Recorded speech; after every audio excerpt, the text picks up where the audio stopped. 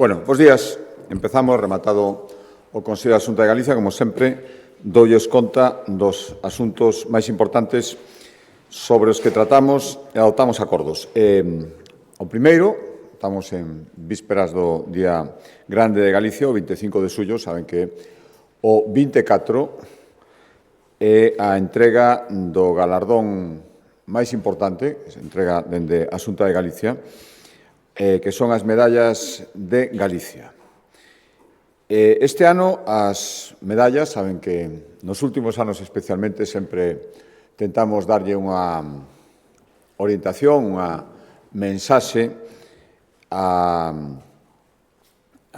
entrega das medallas a través dos galardoados e galardoadas. O ano pasado foi poñer en valor a cooperación con Portugal, nestes anos anteriores foi o Camiño de Santiago, a nosa música, o noso audiovisual. Este ano queremos facerlle un homenaxe á colectividade galega no exterior. Un recoñecemento non só os que durante moitos anos, hai décadas, tiveron que sair de Galicia por diversos motivos e nunca esqueceron as súas raíces, senón tamén, e especialmente, os seus descendentes que, integrándose perfectamente nos países de acollida dos seus pais, avós, bisavós,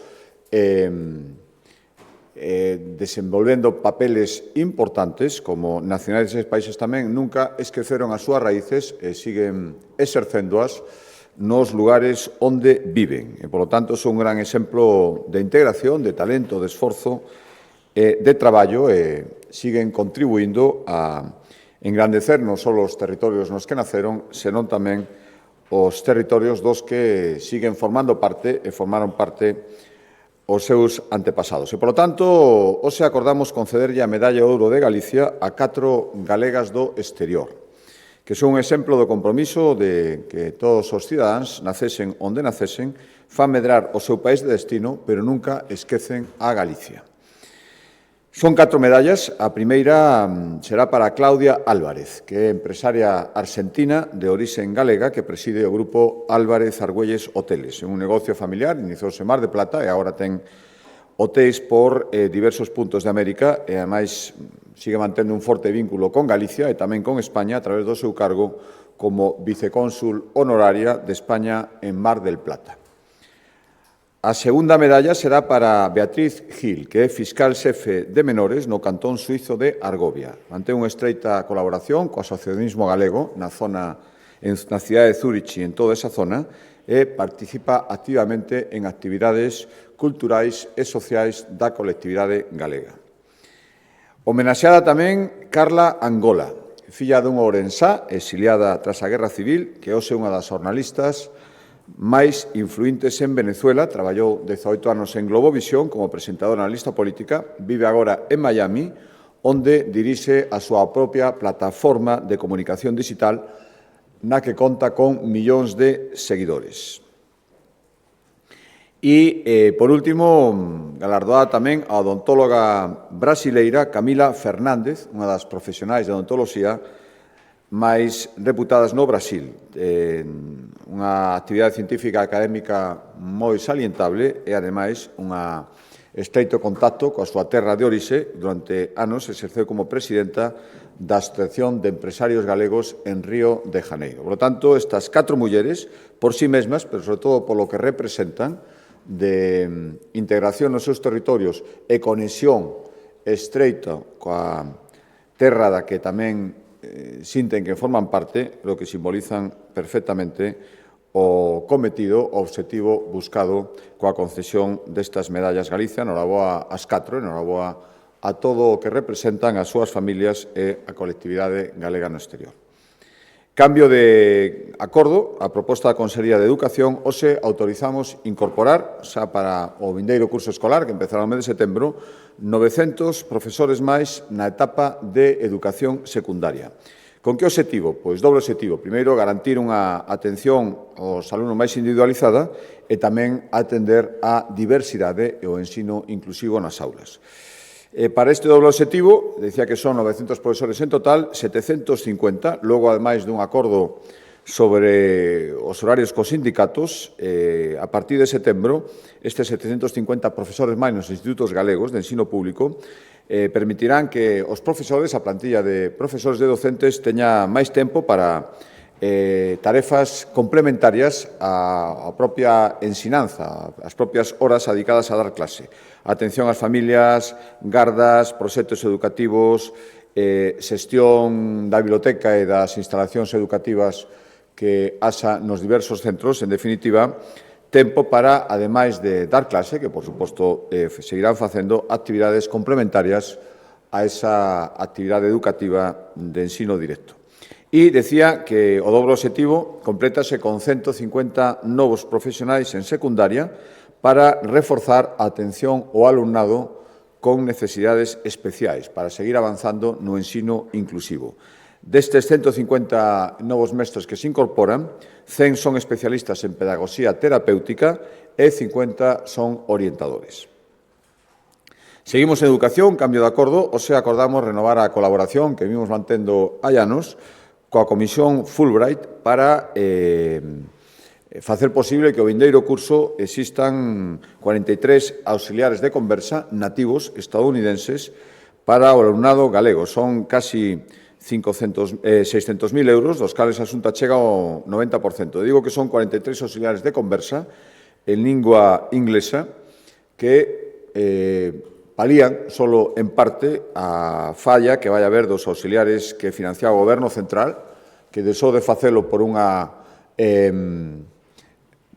disensión, unha controversia non resolta entre os propios ministerios, un conflito interno, para cuya solución a Xunta xa está un enorme compromiso coa aprendizaxe das linguas, aí están os índices e, polo tanto, estamos a ultivar un novo programa xa de carácter autonómico que palíe, cubra, ao menos en parte, o espazo deixado por esta retirada da financiación do Goberno Central e se engadirán, en todo caso, estes 43 alumnos das becas Fulbright. A proposta da Consellería de Facenda, tamén un cambio de acordo, pero un acordo relacionado coa educación, pasa que da Consellería de Facenda, polas súas competencias sobre a Axencia Galega de Novas Tecnoloxías, que é a encargada de adquirir o material informático, material relacionado con novas tecnoloxías, da Xunta de Galicia. Saben que hai anos que apostamos por un modelo híbrido no ensino, que, ao mesmo tempo que permite adquirir competencias digitais, non renuncia aos métodos de ensino tradicionais, tamén o papel, na parte correspondente. Por lo tanto, no que se refire ás novas tecnoloxías, é necesario ter material actualizado. En o ano 2010, xa van máis de 40 millóns de euros investidos en adquisición de ordenadores para alumnos e para docentes que, lóxicamente, como todo o mundo sabe, teñen que ser renovados con periodicidade. É o que hoxe facemos neste acordo, 6 millóns de euros para mercar 8.000 novos ordenadores ultraportátiles para o alumnado que participa nos programas no modelo híbrido de ensino, competencia digital e soporte papel. 6.008.000 novos ordenadores. A proposta da Consellería de Medio Ambiente, seguimos reforzando a rede de observación meteorolóxica que tan importante, tan fundamental é para poder facer pronósticos con maior antelación e con maior precisión posible de fenómenos meteorolóxicos adversos, aparte do importante que ter unha información meteorolóxica de calidade.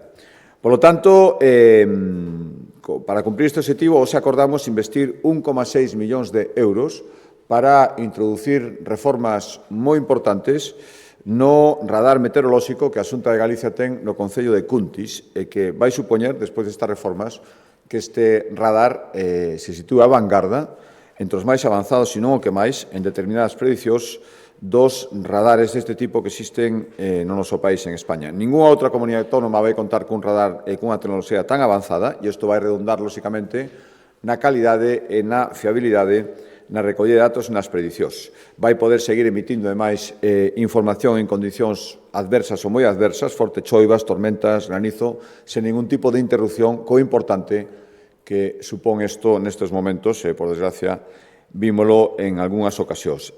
A previsión é que, despois deste acordo, o radar se poida funcionar con estas novas capacidades no ano 2027. Cambio de acordo a proposta da Consellería de Política Social. Seguimos mantendo o noso compromiso no apoio ás vítimas da violencia machista. Entre estes apoios está facilitar a súa inserción laboral, darlles unha segunda oportunidade, ademais da independencia económica, cando menos a inicial, cando salen do ámbito do agresor. Por lo tanto, os autorizamos convocar a axudas para que, a través de entidades sociais, que serían as encargadas de contratar a vítimas de violencia machista. Serían 600.000 euros para facilitar, como mínimo, a contratación de 30 mulleres víctimas. Outro acordo de política social, fomos pioneiros, xa o coñecen, en implantar a gratuidade en todas as escolas infantís, as públicas, as dependentes de entidades sociais e tamén nas privadas. En Galicia, case o 65% dos nenos de 0 a 3 anos están escolarizados. Estos son 5 puntos máis que a segunda comunidade autónoma cun ranking de escolarización nestas cidades máis alto, que o País Vasco, e 15 puntos máis que a media nacional.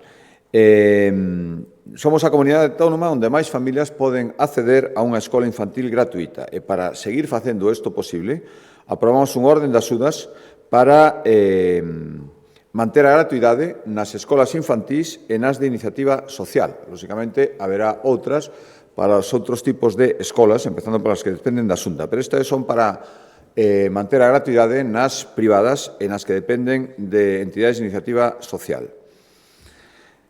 Son 47 millóns de euros, todo con fondos propios, a pesar das reiteradas promesas e compromisos anunciadas no Goberno Central, tanto polo presidente Sánchez como por diversos ministros. A día de hoxe, a achega estes 47 millóns de euros son exclusivamente fondos da Xunta de Galicia. E, ademais, aumentamos un 4% as axudas respecto ao ano pasado para que as escolas poidan facer fronte ao incremento dos custes, calefacción, luz e as melloras salariais do seu persoal.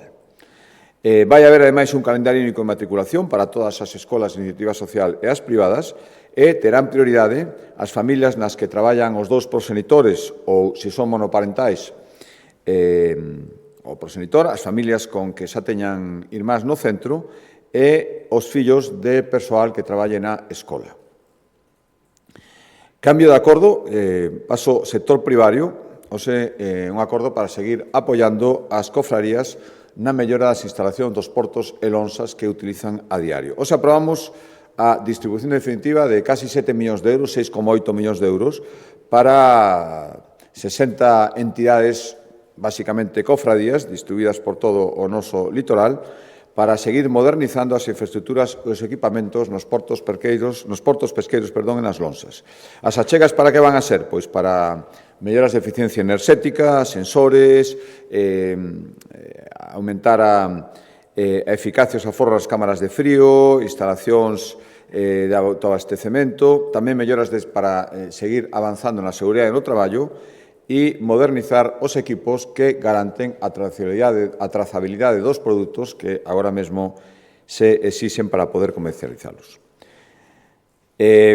Sigo no sector primario, cambio de consellería, Consellería Rural, hoxe acordamos asinar un convenio, autorizalo para colaborar, é a primeira vez que se vai facer co CSIC, co Centro Superior de Investigacións Científicas, en materia de prevención de incendios forestais. Van ser 330.000 euros, a Xunta achega unha parte, o resto é o CSIC, a Xunta achega 170.000 e buscamos dúas finalidades. A primeira, mellorar a execución e o seguimento que se fai das queimas prescritas, é dicir, aquelas que se fan de xeito controlado para previr futuros incendios. Que se vai facer? Pois un seguimento con toma de datos para avaliar como afecta este lume controlado o solo e como se recupera a vegetación despois destas queimas controladas. Esta é a primeira finalidade. Avanzar, xa digo, no seguimento das queimas prescritas. E outro é vixiar as zonas máis vulnerables á erosión tras os lumes. Hai algunhas zonas que sufren especialmente e o que se vai facer a través deste convenio un seguimento especial, avaliar os riscos de erosión en cada área, desde onde é máis posible unha erosión despois dun incendio, e tamén así poder determinar nas zonas, priorizar aquelas nas que a actuación é máis urxente. E sigo co medio rural, isto non é un acordo, é o cumprimento do compromiso que fixemos de transparencia en canto á execución dos convenios que temos asinados cos concellos para a limpeza de faixas. Un convenio a Xunta de Galicia a través da empresa pública Xaga para apoiar aos concellos neste cometido. Xa son 213 concellos galegos os que solicitaron a adhesión ao convenio e deles 275, máis do 90%, xa teñen ademais aprobado o necesario Plan Municipal de Prevención, que é necesario, ademais de adherirse ao convenio. A estes 300 concellos, a nosa intención é seguir apoiándoos pois, nos labores de identificación dos propietarios de parcelas, en faixas secundarias, o recordatorio que teñen estes propietarios de manter limpios os terreos, axudamos os concellos nesas comunicacións e tamén lles axudamos a hora de efectuar as limpezas de xeito subsidiario cando non as fan os propietarios. E tamén hai axudas para mellorar as vías municipais que son claves para a loita contra incendios, ben porque poden facilitar a súa propagación ou ben porque son necesarias para chegar ata os lumes, os medios de extinción. Facíamos, como decía, balance hai unhas semanas, o primeiro balance, e agora facemos un novo balance que acredita que a Xunta, dende que fixemos o anterior, incrementou nun 40% as actuacións de limpeza en faixas secundarias no mes que pasou entre o balance anterior e este. Son 3.630 parcelas as que foron obxecto de limpeza. No anterior balance eran 2.600, en 70 parroquias, son 3.630 en 89 parroquias, que son, ademais, nas que hai un maior risco de lumes. E, ademais, duplicamos os kilómetros de vías municipais nas que se realizaron limpeza ata superar, agora mesmo son máis de 400 kilómetros, 400 veces exactamente, os que foron obxecto de limpeza, no anterior balanzo eran ao redor de 200, a mitad. Consellería de Vivenda, cambio de acordo, seguimos dando pasos, como todas as semanas, para cumprir os nosos compromisos agora de poñer vivenda pública a disposición.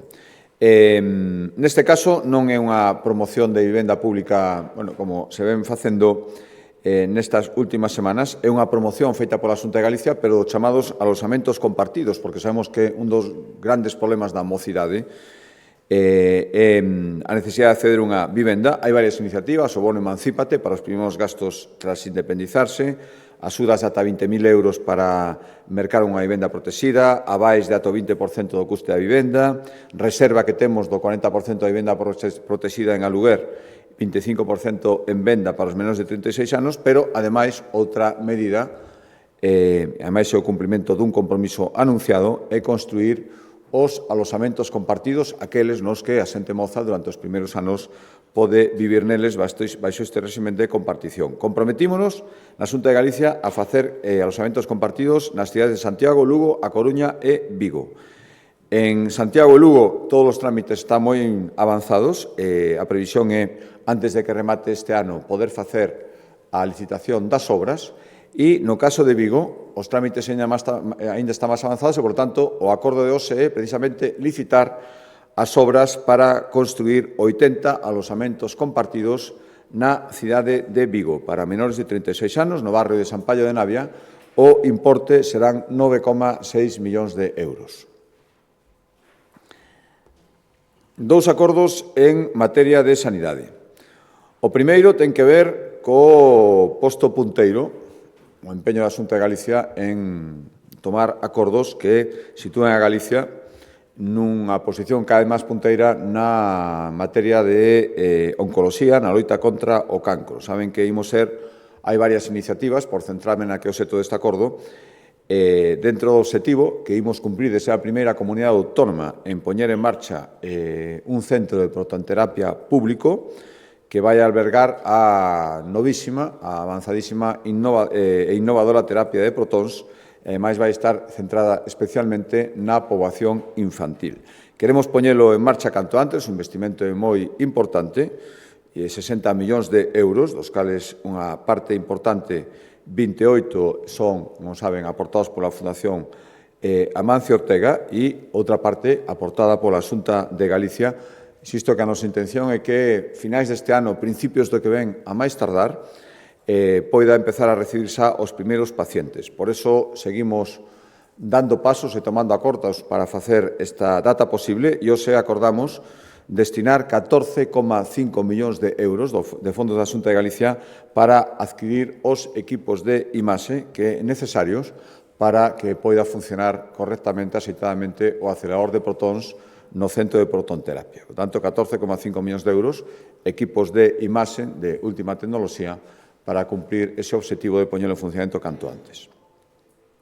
Outro acordo en materia de sanidade que englóbase dentro do Plan Integral de Reforma da Atención Primaria que anunciamos e que presentaremos nunhas semanas. Isto é froito de moitas reunións en grupos de traballo e unha vez que se definen, quedan definidos os acordos, as determinacións dos grupos de traballo, o seguinte é presentalo aos sindicatos e unha vez negociado que integren o global do Plan de Reforma da Atención Primaria. Pois ben, o que hoxe quero darlles conta é o que hoxe acordou o Consello da Xunta de Galicia facer seu as decisións ou as conclusións do grupo de traballo e inmediatamente serán presentadas aos sindicatos para que formen parte do Plan Global de Reforma da Atención Primaria. O de hoxe son as determinacións que integrarán o futuro plan de atención primaria referidas a persoal. Foi o que hoxe aprobamos para sometelo á consideración dos sindicatos.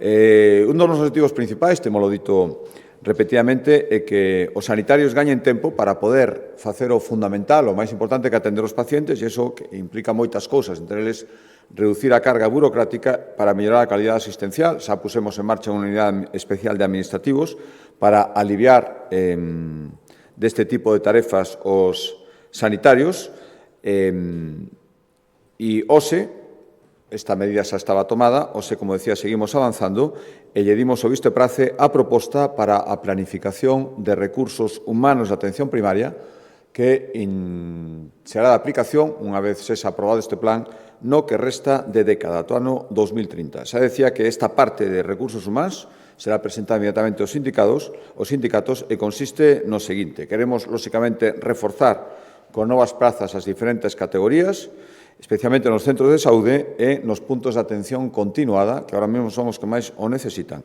Para iso, queremos seguir 3 criterios obxectivos. A poboación asignada nestes centros de saúde PACS, os que teñan máis elevada, lóxicamente, son os que necesitan máis profesionais, que a actividade asistencial quede situada significativamente por enriba dos limiares que marcan a media carga de traballo, onde este por encima, ali haberá que incidir moitísimo máis, e tamén que estes centros teñan capacidade para acoller e que a chegada destes novos profesionais sexa o máis eficaz posible. Estes son os 3 criterios e, polo tanto, unha vez que se negocie con os sindicatos e empece a aplicarse o plan na súa integridade, non só nesta parte de recursos humanos, queremos ir desplegándoas hasta o ano 2030. Hai varias novidades. A primeira nesta proposta, vanse incorporar podólogos aos centros de saúde e deste xeito reducir os ingresos hospitalarios que se producen por doenzas dos pés, que son numerosos. Isto supón un paso máis na creación xa iniciada de novas categorías.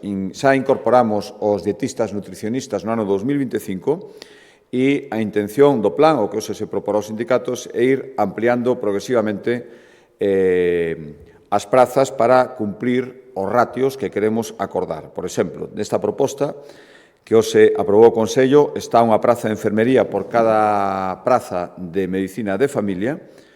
No caso de matronas, a ratio sería unha praza por cada 6.000 posibles pacientes, 6.000 mulleres, unha praza de farmacia e unha de traballo social por cada servizo de atención primaria, unha praza de fisioterapeuta por cada 12.000 tarxetas asignadas, unha praza de odontoloxía por cada 25.000 tarxetas e higienista dental por cada odontólogo, é dicir, por cada praza de odontoloxía unha praza de higienista dental, e tamén incrementar o número de psicólogos clínicos para chegar a 50 no ano 2030. Estes son os obxectivos que empezaríamos en canto está aprobado este plan de reforma de atención primaria, e que se irían desplegando ata o ano 2030. Na parte de recursos humanos, digo, que parecía a máis necesarias de ir avanzando, empezas a negociar a nivel sindical hoxe mesmo, logo desta aprobación do Consello da Xunta de Galicia, e das restantes partes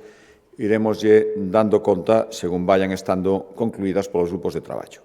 Xa digo que a intención en unhas semanas aprobar no seu conxunto o plan de reforma de atención primaria, o plan global.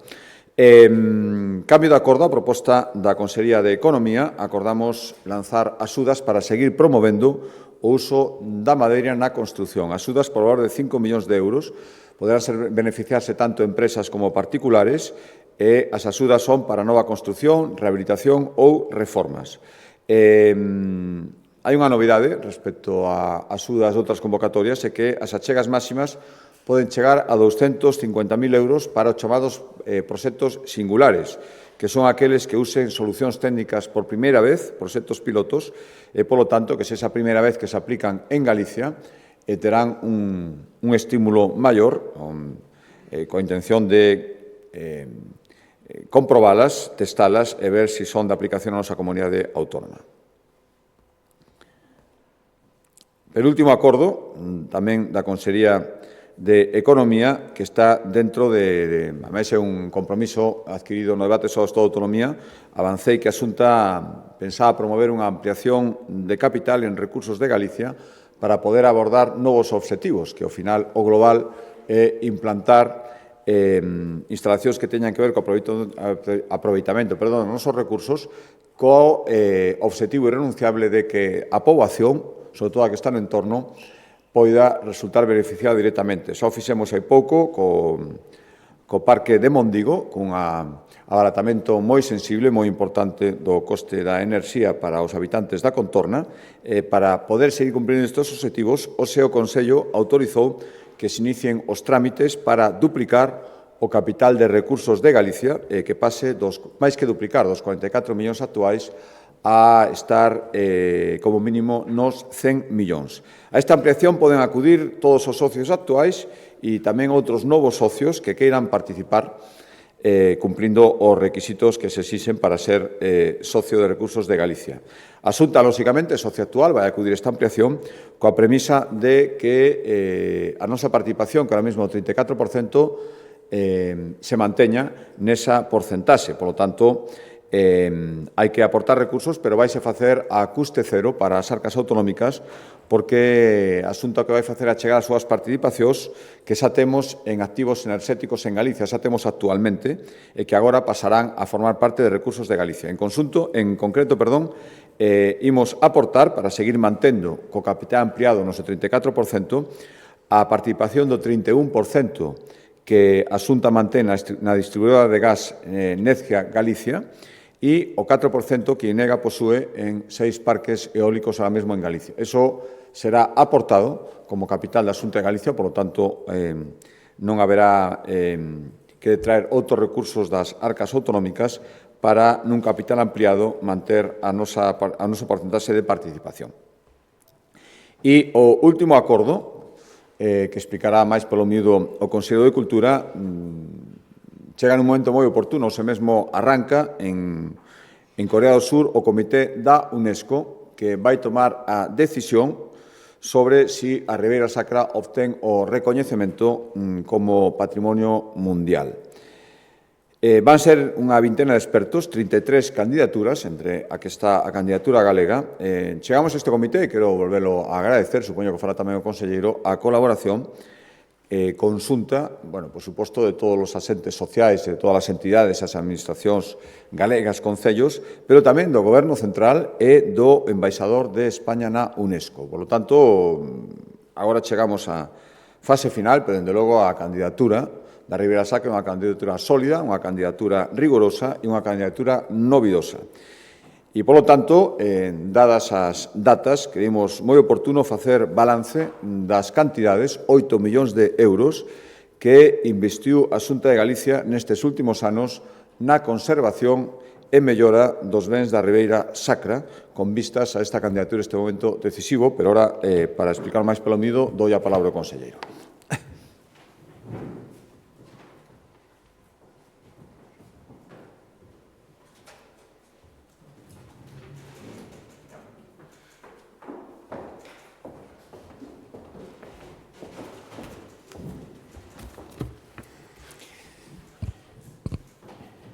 Boas tardes a todos. Como ben apuntou o presidente, esta mesma mañá, hoxe dou comezo a esa cita decisiva para a Ribeira Sacra. Hoxe arranca en Busan, en Corea do Sur, a 48ª Comité de Patrimonio Mundial da UNESCO. Esta é unha edición, é unha cita decisiva porque será neste encontro, no encontro de Corea do Sur, onde os representantes de 21 países decidan se a paisaxe da Ribeira Sacra, a paisaxe da auga, acada esa ansiada declaración de Patrimonio Mundial da UNESCO. Gustaríame dar conta de como será este comité, explicar un pouco cal vai ser o proceso e determe tamén en comentar como chegamos ata aquí, como foi ese longo proceso para convertela nunha candidatura de país e cales son os resultados que tivemos atado agora. Como ben se sabe, o traballo para conseguir esta declaración de Ribeira Sacra como Patrimonio Mundial puxose en marcha hai nada máis e nada menos que 30 anos, pero acelerouse de forma decidida no ano 2017 co inicio dun expediente fundamental para a solvencia desta candidatura, que era a declaración de todo o territorio como ben de interés cultural. Ese fito acadouse no ano 2018 e permitiu garantir a protección dunha superficie de 180 kilómetros no que se inclúen os 26 concellos que forman parte da Ribeira Sacra. Este foi un dos fitos, un dos pasos máis importantes que se deron en todo o proceso da candidatura e, por suposto, marcou un antes e un despois na evolución da candidatura, tanto pola complexidade que tiña e que supuxo a nivel técnico como porque foi un paso necesario para posibilitar a necesaria aprobación da candidatura por parte do Consello Histórico de Patrimonio, condición previa para poder ser candidatada e poder estar na situación na que estamos hoxe. Dende entón, esta candidatura converteuse nun proxecto de país, pasou as fronteiras de Galicia, converteuse nun proxecto e unha candidatura do Estado e, desde logo, unha das principais actuacións, unha das principais liñas de traballo por parte do Goberno da Xunta de Galicia. Foi un camiño longo, o que levamos percorrido en estes 30 anos, e, evidentemente, non foi un camiño exento de complexas problemas.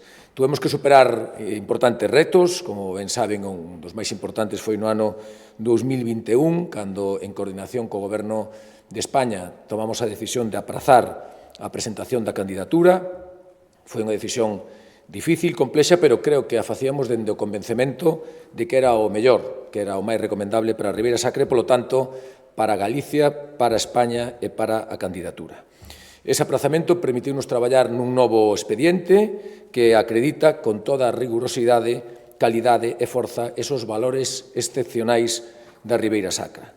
Foi froito de todo este proceso, de todo este traballo, hoxe a candidatura de Ribeira Sacra, a paisaxe da auga, é unha candidatura moito máis madura, moito máis firme e, por suposto, unha candidatura sólida que ofrece unha nova lectura da paisaxe onde a cultura da auga adotou dun patrimonio híbrido excepcional que aínda non está suficientemente representado nesa lista de patrimonio mundial.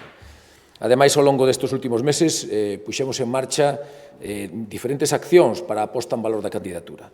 Presentouse en Fitur, na feira de turismo máis importante do país, reunímonos cos embaixadores dos 21 países en España que van a estar representados nesa cumbre de Patrimonio Mundial para que fixeran de enlace na labor diplomática e coñeceran a candidatura de primeira man. Viaxamos en 2 ocasións a París para explicarlle o expediente ao embaixador de España ante UNESCO, Miquel Iceta, e nos reunimos tamén co subdirector de Cultura da UNESCO, Ernesto Otone. Mantivemos diversos encontros co Ministerio de Cultura para unir forzas e pactar esa estrategia común e iniciamos unha importante, unha intensa labor diplomática co fin de reunir esos apoios necesarios que nos permitan acreditar ese valor da candidatura a Ribeira Sacra. Tamén é certo que nestes últimos meses recibimos o informe de ICOMOS, o organismo asesor da UNESCO, que, como ben saben, non é un informe vinculante, que ten a responsabilidade de resolver o expediente ese Congreso de Patrimonio Mundial que se está a celebrar, e que, dende logo, destaca fundamentalmente aspectos moi positivos que nos convidaron a seguir traballando e que convenceron tamén o Goberno de España para seguir defendendo a candidatura.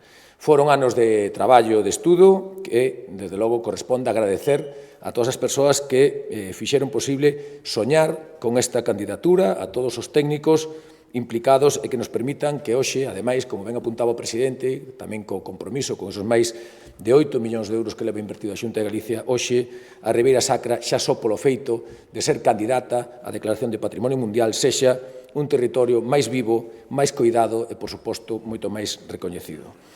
A cita en Corea do Sur comezou hoxe, o fixo despois de que onte se completara o rexistro de participantes e se celebrara a ceremonia de apertura.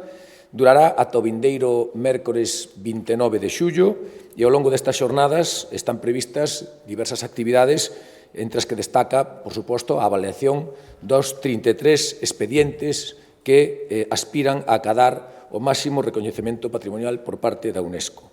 A candidatura Ribeira Sacra, Paisaxe da Auga, será a número 29 desas do total de 33 e tendo en conta que a valoración se empezará a facer dende este próximo venres ata o próximo luns, está previsto que coñezamos a decisión sobre esta candidatura, sobre a candidatura de Ribeira Sacra, entre o domingo 26 ou o luns 27. Ademais, é importante destacar que as candidaturas non compiten entre sí. Por lo tanto, todas teñen opcións de acadar o máximo recoñecemento da UNESCO.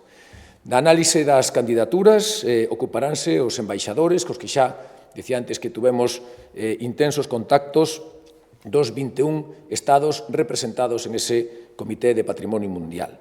Os países que decidirán se Ribeira Sacra reúne esos valores excepcionais e universais precisos son Armenia, Azerbaixán, Bangladesh, Chequia, Granada, Xamaica, Kazaxistán, Kenia, Kuwait, Líbano, Mongolia, Perú, Polonia, República de Corea, Senegal, Suiza, Togo, Turquía, Ucraína, República Unida de Tanzania e Vietnam. Representando a Xunta de Galicia, participa nesta cita o director xeral de Patrimonio, Ángel Miramontes, que estará e que está acompañado xa alí polo coordinador da candidatura, Mario Crecente, xunto co equipo designado por parte do Ministerio de Cultura e o embaixador de España na UNESCO, que é quen ten que facer as labores diplomáticas na defensa desta candidatura. Para rematar, quero agradecer o traballo feito durante todos estes anos por todos aqueles que participaron dunha forma directa na elaboración da candidatura Ribeira Sacra, Paisaxe da Auga.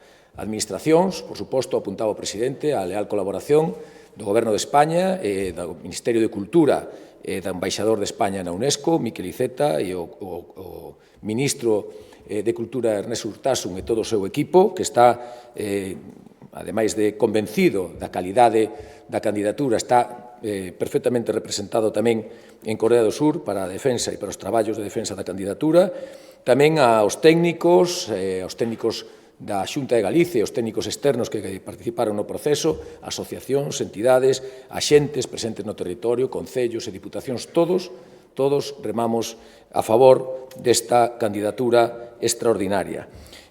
Nunca deixamos de confiar no valor desta candidatura, da potencialidade da Ribeira Sacra, pero está claro que sen a colaboración de todos eles sería moi complicado, prácticamente imposible, estar hoxe aquí cunha candidatura sólida, rigurosa e cun apoio unánime e indiscutible sobre o seu valor universal e excepcional. Agardo que teñamos boas novas de aquí a unha semana. Por suposto, estou á disposición de calquera pregunta que queran facer en relación a este asunto ou algún outro asunto que poida ser de interés. Boa tarde, conselleiro. Dúas cuestións. A primeira relativa ao que está explicando a Ribeira Sacra. Mencionaba o informe de ICOMOS. Pola información que ten, os contactos que poden ter, considera que ese informe desfavorable xa está amortizado ou non terá un peso decisivo, mellor, na decisión dos que se reúnen durante estes días en Corea do Sur. E a segunda cuestión é relativa ás conclusións do Pacto da Lingua que presentaron a semana pasada, que xa foron salindo escalonadamente reaccións, desde os partidos da oposición, as sindicatos ou asociacións sociopedagóxicas que mostrábanse críticos, por dicirlo así, cunha falta de maior concreción ou que non houbera máis, algúns decían, valentía á hora de abordar cuestións como a modificación ou derogación do decreto no ensino. Cal é a súa valoración disto? Gracias. Moi ben, moitísimas gracias. Bueno, en relación ao primeiro asunto, como apuntei ao principio, ICOMOS é un organismo asesor, pero, dende logo, en ningún caso, as súas resolucións teñen un valor decisivo na elaboración das candidaturas. É certo, ademais, e así está acreditado, que nos últimos anos o factor de concordancia entre os informes de ICOMOS e as resolucións de UNESCO cada vez son máis diferenciais. É certo que é un informe preceptivo, é un informe que fala de algunhas cuestións que, evidentemente, reflexan a complexidade de unha candidatura que ten un extenso territorio, pero pon en valor cuestións moi importantes sobre modelos de gobernanza, sobre o estado de conservación, sobre a implicación das propias administracións, sobre o valor universal do territorio, que non só nos fan pensar a nós, sino que, ao final, como eu apuntaba, esta é unha candidatura de país, unha candidatura do Goberno de España, e é certo que tanto o Ministerio de Cultura como o Embaixador de España na UNESCO tiñan clarísimamente definido que, aínda que con ese informe de ICOMOS, a candidatura tiña a solvencia suficiente para poder ser defendida. Isto non é un tema menor, porque, evidentemente, o Goberno de España ten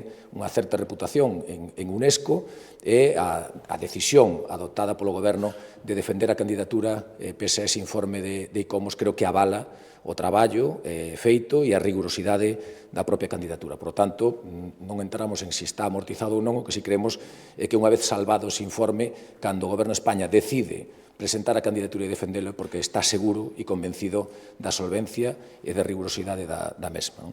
En o que respecta ao Pacto pola Lingua, eu creo que esta semana pasada vimos unha semana moi intensa, creo que o acto celebrado, o multitudinario acto celebrado o pasado mércores, onde estaba presente a inmensa maioría das entidades que representan a sociedade galega, participaron en un evento histórico no que se explicou polo miúdo ou se dou o avance dese documento que sae dun proceso de participación pública. Este foi un proceso aberto no que participaron máis de 130 profesionais, nos que houve tamén un proceso por parte das entidades do país, máis de 200 entidades consultadas directamente, onde houve un buzón, un proceso de participación no que a xente puida chegar as súas propostas. Este é un documento que recolle, sintetiza todo ese proceso e que agora continúa o seu trámite. Non é un documento de base, un documento de negociación. Eu, a verdade é que lamento, sinceramente, a acollida tan dura que tuvo nos seus primeiros, xa non digo días de vida, sino nas súas primeiras horas ou minutos de vida, porque este documento foi achegado ás forzas políticas ás 11:45 do pasado mércores, e as primeiras declaracións, nun documento tan complexo como este, con casi 700 medidas, entendo que con unha hora para poder ver o documento se me fai moi pouco tempo para poder analizalo de forma concienzuda, de forma tranquila e sosegada. Agardo que, despois desas primeiras reaccións, sexamos conscientes do momento histórico que estamos a vivir, despois da aprobación da Lei de Normalización do ano 83 e do Plan Xeral de Normalización da Lingua do ano 2004, nos comprometimos a facer un traballo intenso, un traballo moi riguroso, e creo que é un moi bo documento de partida para establecer unha negociación. Espero e desexo que ese sexa o percorrido e agora, veremos cal é o seguir os seguintes pasos que vai dar este documento con ese inicio do proceso de negociación que, por lo que temos entendido, se producirá no Parlamento galego. Desexamos, de verdade, que teñamos a altura de miras a responsabilidade para poder enriquecelo, para poder facer, por suposto, aportacións dentro dun documento, como decíamos antes, consensuado ca sociedade galega. Este é o marco no que temos que traballar porque a propia sociedade así non lo dixo, e a partir de aí estaremos atentos tamén a cales son as propostas do resto das formacións políticas que a día de hoxe, pois 5 días despois de presentar o documento, todavía non as coñecemos. Esperemos que podamos ter a ben coñecer cales son as aportacións do resto das formacións políticas e se abra ese necesario diálogo para acadar ese importante pacto pola lingua.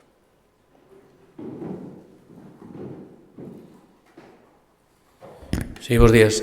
Con respecto a esta cuestión que acaba de comentar, quería preguntar hasta que punto, hasta onde vai chegar a Xunta nos cambios que pode ter o novo documento con respecto a outros plans, concretamente o do plurilingüismo, que é un pouco no que se centran os partidos políticos e diversas entidades. Non sei se xa podría avanzar, se está disposto a realizar cambios importantes para chegar a acordos. Gracias.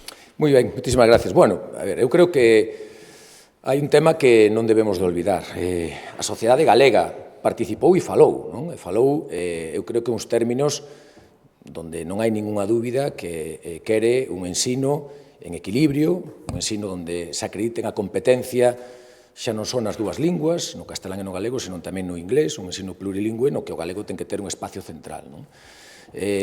Sempre que se fale de equilibrio lingüístico, creo que neste documento que se acredita que hai un movimento, hai un cambio de posición, hai algunha referencia dentro do documento a que se abre a posibilidade de facer axustes na norma que permitan que, igual que necesitamos actualizar un documento que ten de base no ano 2004 e a sociedade galega mudou por completo, tamén é certo que hai algúns axustes que poden mellorar esa presencia do galego e ese prestixio do galego en distintos ámbitos. Falar do decreto, falaba vostede de que os partidos políticos poñen o acento no decreto, bueno, creo que isto é unha cuestión máis que de polémica ou de problema social, é unha cuestión de estrategia política. Non creo que cando falamos do plan, falamos de preto de 700 medidas, falamos de 11 sectores nos que actuamos, falamos dunha sociedade que mudou de forma clara nestes últimos anos, que temos retos importantísimos nos que hai que traballar, a inteligencia artificial, as novas tecnoloxías, as novas formas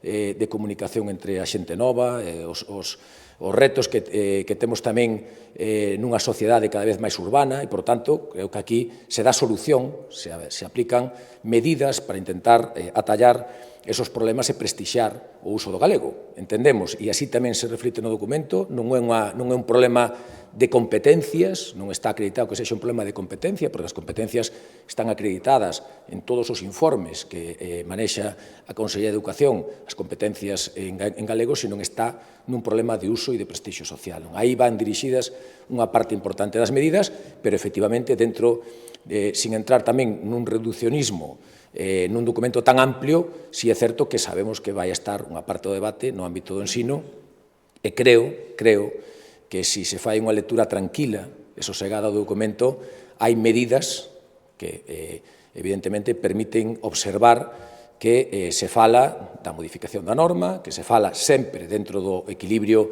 lingüístico e que se fala de axustes que permitan mellorar e prestixar o uso de galego no ámbito do ensino, entre outras, como decía antes, casi 700 medidas. Pero no ámbito do ensino, para darlles un dato, hai aproximadamente un cento de medidas que están vinculadas exclusivamente a accións directas nos ámbitos educativos, no período de 0 a 6 anos, na ensinanza obligatoria, tamén na formación profesional, tamén no sistema público de universidades. Creo que aí temos que actuar, temos marxen de mellora e este documento así o reflicte. Moi ben, moitísimas gracias.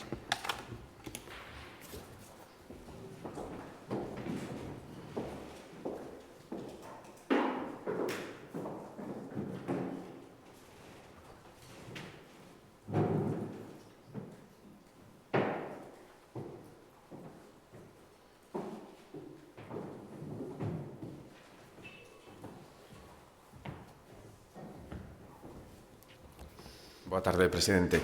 Dúas cuestións referidas a declaracións do ministro de Facenda esta fin de semana na SER.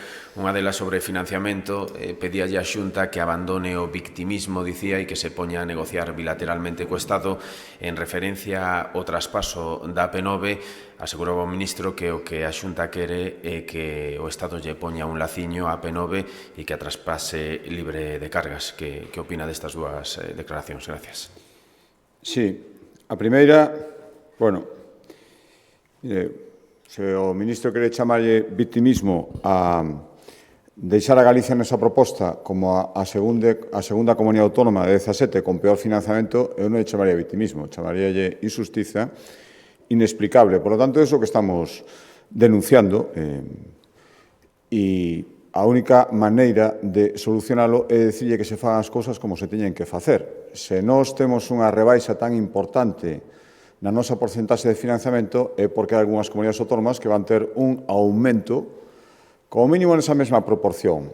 E para poder facer iso, por eso quere as reunións bilaterais, por eso non quere reunirnos a todos e por eso quere seguir adiante. Eu o que lle digo é que de vitimismo nada. Os números cantan, dato mata relato, e Galicia pasa de estar nun financiamento non dende logo que quixéramos, sempre imos reclamar máis, pero nunha posición neste momento relativa infinitamente maior da que nos quere colocar o ministro con este sistema de negociación bilateral para darlle moito a algúns a costa de quitarlle moito a outros, que estes outros casualmente somos Galicia. Por lo tanto, esa é a razón da nosa posición e esa é a posición que imos manter. O que de todos fálase e repártese entre todos. O ministro o sabe, por eso non o quere facer así, porque o que de todos quere repartilo entre uns poucos. A segunda pregunta, bueno, primeiro un respeto, non? Estamos falando dunha competencia que pideu o Parlamento de Galicia por unanimidade. Eso do laciño, na miña opinión, sinceramente, sobraba. Supoño que sería un lapsus. Si por laciño entende que queremos unha competencia financiada de abondo, que é o laciño que lle pon as competencias, as traspasos que está facendo, por exemplo, a Cataluña, pois sí, efectivamente, vou repetir o que digo sempre, non queremos máis que ninguén, pero tampouco menos. E se ele entende que esa competencia que nas condicións que nos queren pasar os propios partidos cataláns están dicindo que así non a quererían para eles, pois nós queremos o laciño que lle pon as competencias que traspasa a Cataluña o País Vasco, por exemplo. E, por outra banda, está deixando en moi mal lugar os partidos da oposición, porque non debe ser consciente de que tanto o Partido Socialista como especialmente o BNG están dicindo que a competencia ven financiada perfectamente e o propio ministro responsable do financiamento decía onte nesa mesma entrevista que para iso temos o noso orzamento, que pretendemos que co orzamento do Estado se financie unha competencia que vai ir para Galicia, que a financiemos co noso orzamento. É tan palmario, é tan claro, primeiro, que o Parlamento de Galicia, xa non só a Xunta, xa non só o Partido Popular, tiña razón, que si se modificou ese acordo era para que o financiamento pasara de asumir o Estado a ter que asumilo nos, que casi non facía falta, pero ao final o confirmou e eu agradezo ao ministro que as cousas son así. A competencia ven sin o financiamento asegurado e o Goberno Central pensa que xa temos que a financiemos nós. O malo é que deixa en evidencia a postura insostible do Partido Socialista e o Bloque apoiando en Madrid o que rexeitaron en Galicia. Que tal? Bo día. Eu quería facerlle unha pregunta. Quería saber se nos pode facer unha valoración da victoria da selección española onte no Mundial. Gracias. Bueno, é unha valoración, primeiro, persoal. Eu estou personalmente moi feliz. Creo que como inmensa maioría dos galegos. E creo tamén que hai razóns para estar orgullosos e contentos. E vímolo onte.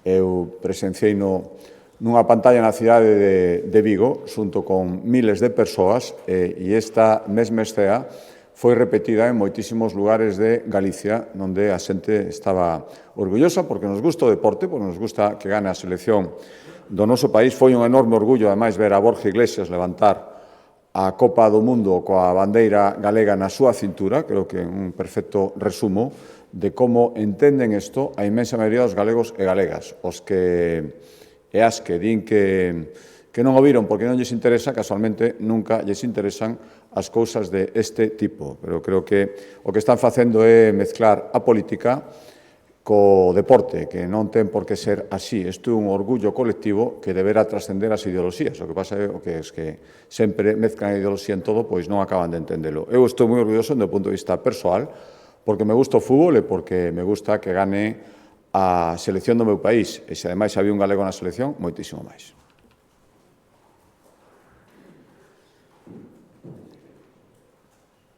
Nada, unha cuestión relacionada co tema do traspaso da AP9. Queríalle preguntar se vostede vai manter esta postura que mantén agora, é dicir, de que sexa o Estado quen financie todo ese traspaso, se hai un cambio de goberno o ano que ven. Gracias. Por suposto, vamos, que non podría facelo de outra maneira. Galicia non pode aceptar un traspaso que ademais coas condicións que votaron a favor tanto o Bloque como o Partido Socialista, que poden supoñer miles de millóns, o temos cuantificado. Galicia non pode. As competencias son transferidas a coste cero. É así, ese laciño do que fala o ministro son as condicións que se non existise non aceptarían un caso a transferencia ás comunidades autónomas que as están recibindo últimamente. Neso consistiu despois de moito loitar a transferencia que nos fixeron do litoral e, polo tanto, eu teño que manter esta postura e que non concibo outra maneira e, dende logo, agardo que se hai cambio de goberno en España, como eu espero, estas condicións se entendan, que creo que vai ser así e, dende logo, se non for así, eu, como presidente da Xunta de Galicia, non podería aceptar esa transferencia nas condicións que se nos queren impoñer agora mesmo. Boa tarde, presidente. Unha cuestión é preguntar se vostede tamén considera como considero que a acollida que tuvo eran as conclusións do plan de Liga foi por parte da oposición acollida dura, nese sentido, que non quero dicir así, non se leron a fondo o documento, non, que se lles presentou. Gracias. Home, non hai ninguna dúbida, só estaban valorando un documento de moitísimas follas, non sei canto pasou, debe pasar 1 hora, 2 horas, e xa estaban falando del como se coñecendo de toda a vida, é un perfecto retrato, non debido ás súas capacidades, pero sinceramente creo que cando esas eras, cando decidiches que algo non te vai gustar, como tantas cousas que deciden que é así, antes incluso de coñecelas, estánse retratando perfectamente. Lamento que sexa así, pero esta é a oposición que temos. Moi ben, moitas gracias.